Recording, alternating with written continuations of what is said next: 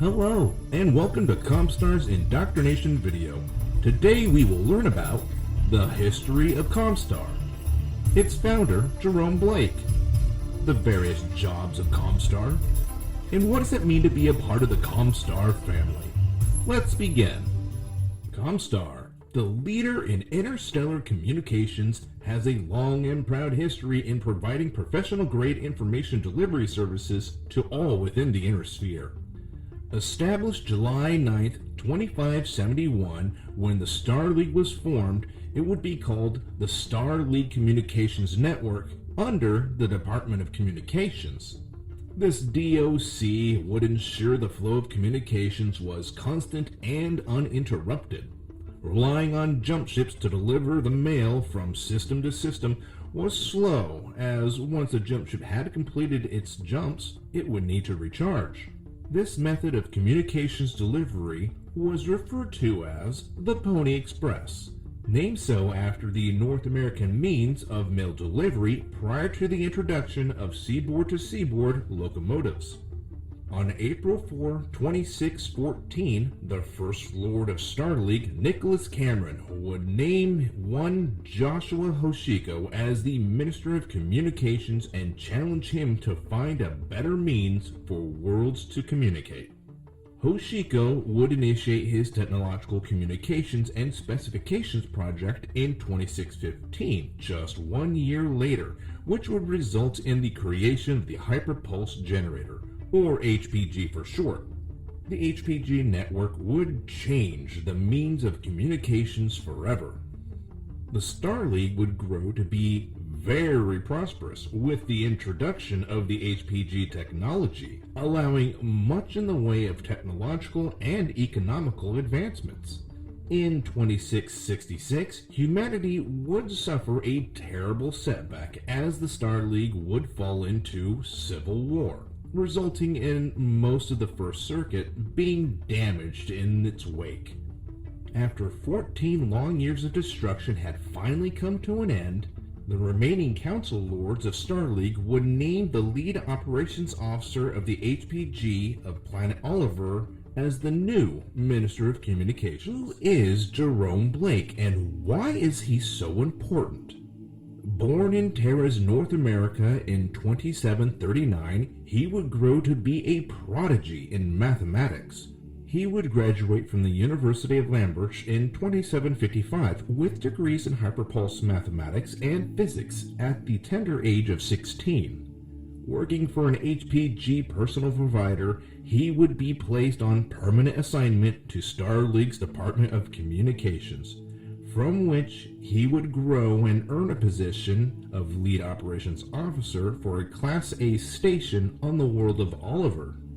Shortly after receiving his position, the Star League Civil War would break out, during which he would try to repair any near-functional HPG to the benefit of the Star League Defense Forces. After the war was over, Blake would be appointed as the new Minister of Communications. 2 years later, the Star League would dissolve, but Blake, still in charge of the Intersphere Communication, would convince the House Lords to recognize the now named ComStar as a neutral party, along with all property and territory therein, and to accept the ComStar Letter of Credit, or C-Bill for short. The bill he proposed to them would be called the Communications Protocol of 2787. On the 25th of June, 2788, all HPG transmitters would go dark, but come back online 72 hours later with the Minister of Communications announcing that ComStar had placed Terra under its control and protection. Jerome Blake would go on to pen many words of great wisdom from which we use as a guiding beacon today, titled The Word of Blake. What are the various parts of ComStar? Like a gas-powered engine, ComStar is comprised of many moving parts, but all parts must work together, complementing and synchronizing with one another. Being a massive company in charge of maintaining the largest communications network in mankind's history is most certainly not a simple task. and as such needs to have many parts that specialize in one or more jobs to allow a good, smooth operation of said communications network.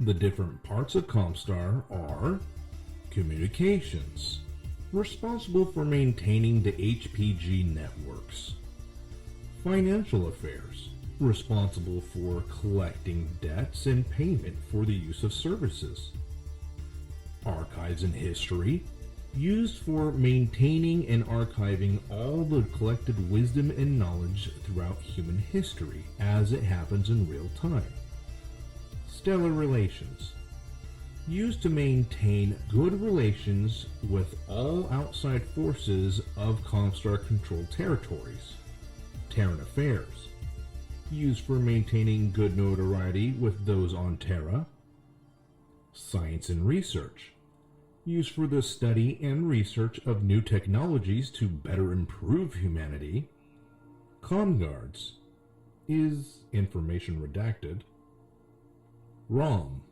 is information redacted; ComStar News Bureau, the face of ComStar to the adoring public, an unbiased news network that allows us to cut through all the nonsense of the House Lords; Mercenary Review Board, a service provided so that other people know who is a credible and non-credible mercenary group; Fundamentals Branch, is the heart and soul of ComStar, maintaining ComStar on the straight and narrow path of the word of Blake as he had put down for us to know and adhere to; Explorers Corps, for those who go out and seek to find new things and new adventures to share with the greater humanity so that we may all benefit together.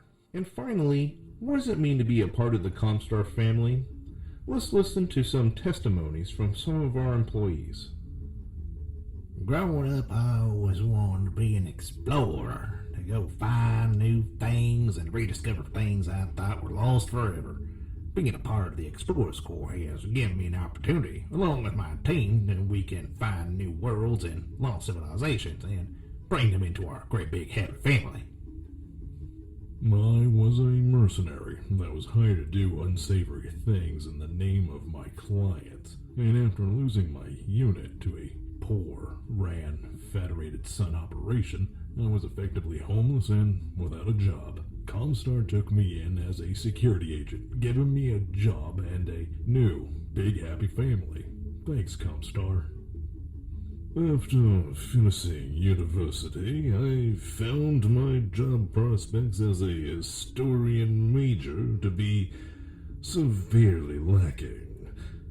Desperate to find the means to pay off my debt, I resorted to taking on the odd job where I can find them. After talking to some friends from uni, they said to look to ComStar. Now I work for ComStar's Archives and History Branch, debt-free. And best of all, I get to work with other historians, recording history in the making, in real time. It's like working for a family of happy librarians. As you can see, ComStar has a lot to offer, so let's get down to it and make a brighter tomorrow. Oh, and before I forget, welcome to the family.